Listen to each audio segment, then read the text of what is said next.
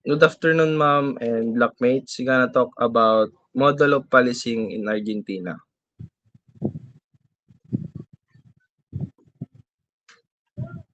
Argentina have Argentine Federal Police, Federal Police force in all of the country Argentina with 23 provinces.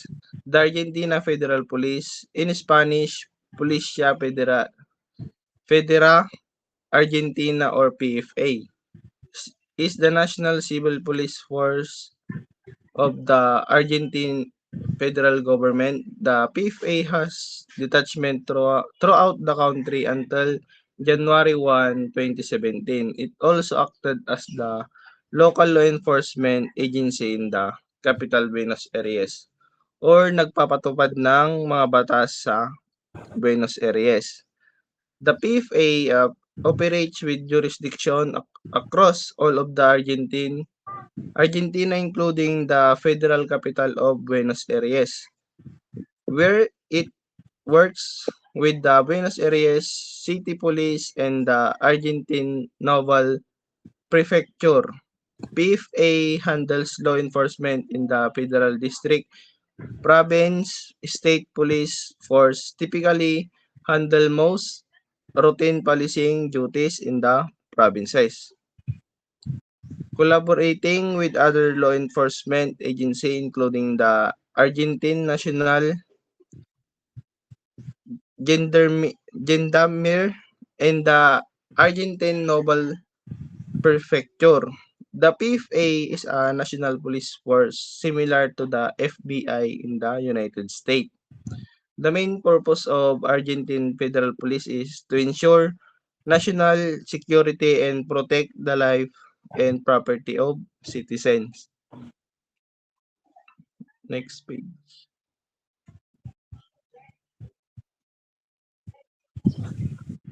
Argentine Federal Police abbreviation is PFA. Ang motto naman nila is All Servicio de la Seguridad de Estado to serve the community.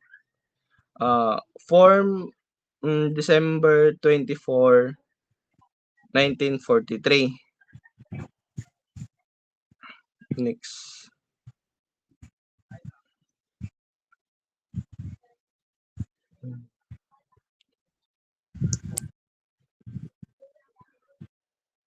The general nature, federal law enforcement and local civilian police. Sa headquarters naman nila is matatagpuan sa Department Central of the Policia 1650 Moreno Street, Buenos Aires. Sworn member is 65,000. Sa agency naman, yung head ng agency nila is si Juan Carlos Hernandez, Chief of Commissioner General. Executive naman si Osval Mato, Deputy Chief Commissionario General.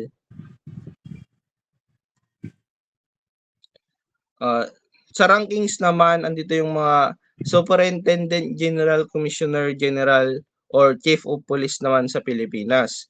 Superintendent General or Commissioner General naman ito sa Pilipinas. Superintendent Major or Commissioner Major. Superintendent Inspector or Commissioner or Inspector.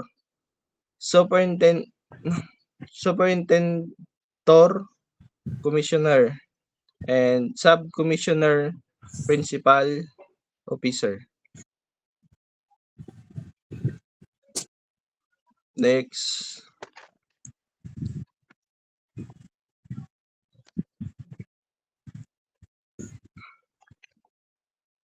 Sa inspector officer naman po tayo. Or just inspector. Nag-inspection ng mga operasyon at nagsasagawa ng mga pagsusuri sa mga kaso. Ang kanyang tungkulin ay tiyakin na ang mga patakaran ay ipinapatupad. Sub-inspector officer or just sub-inspector. tumulong sa mga inspektor sa kanilang mga gawain. Ang kanyang tungkulin ay mga siwa sa mga minor de edad na kaso.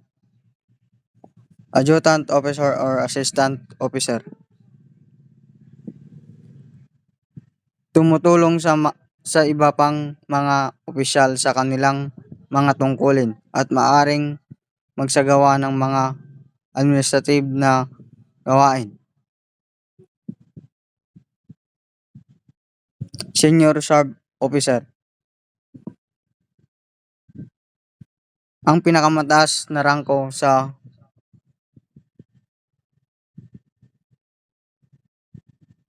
ang pinakamataas na rangko ng sub-officer na namamahala sa mga sub-officer.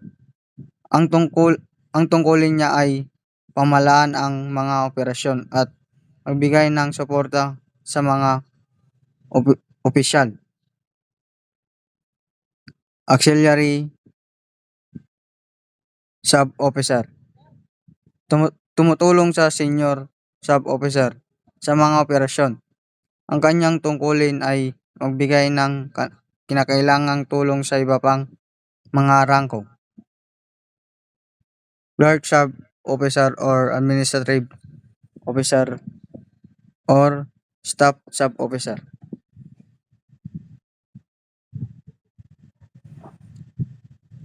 Responsible sa mga administratibong gawain at documentation. Ang kanyang tungkulin ay tiyakin na ang lahat ng papeles ay maayos at organisado. Next batch.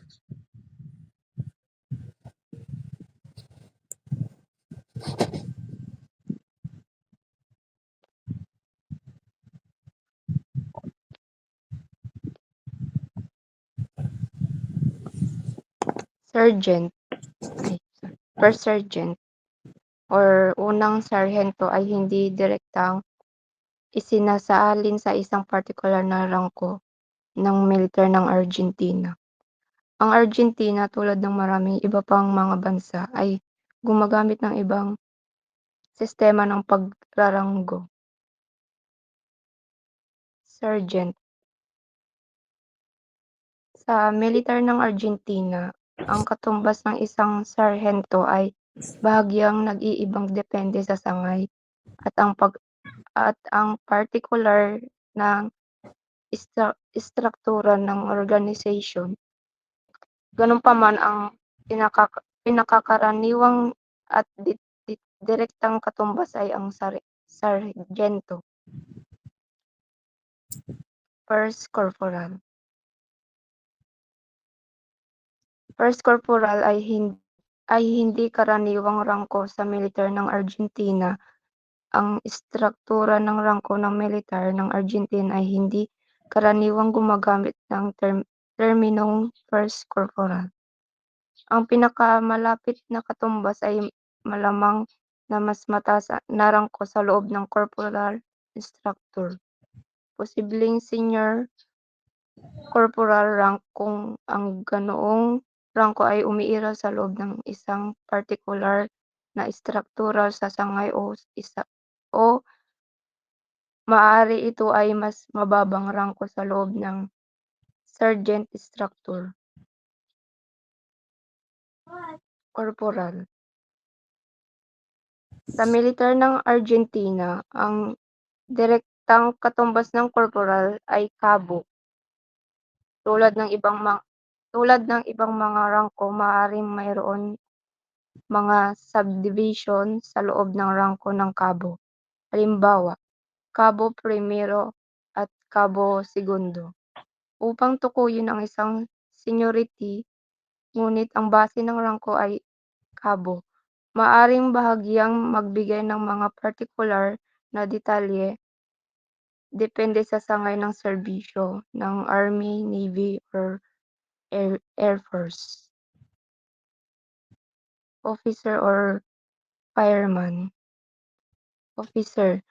Sa Argentina, tulad ng karamihan sa mga militar, ang mga opisyal ay may mga nakatalagang rangko at may mga responsibilidad sa pamumuno at command. Fireman is tungkulin sa paglaban sa sunog sa loob ng konteksto militar ay karaniwang nasa ilalim ng mga nakatala na rangko ay ang partikular na titulo ay depende sa sangay at sa organisasyon ng kanilang mga serbisyo sa bumbero.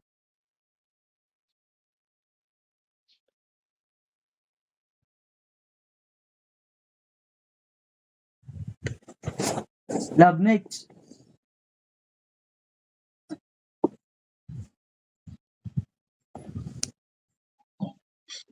Ito yung uniform nila na ginagamit tuwing magkakaroon ng mga public issues like yung mga rally or rally o yun.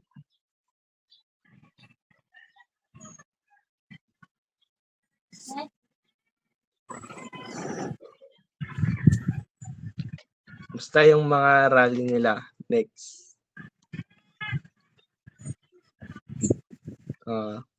Sa Argentina, meron silang special force na tinatawag na Grupo Especial de Operaciones Federal o Federal Operation Special Group or GEOF. Is a police tactical unit of the Policia Federal Argentina trained to strategically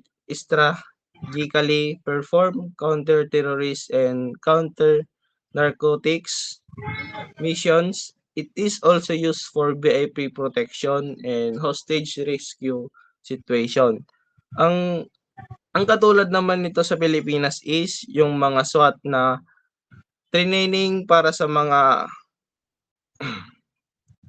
high profile na mga kriminal or mga severe na crime tulad ng hostage and isa ding ginagawa nila nito ay yung pagsama sa kunwari sa presidente ng Argentina is sila yung nakapalibot sa kanya para bantayan. Yun lamang po. Thank you, ma'am.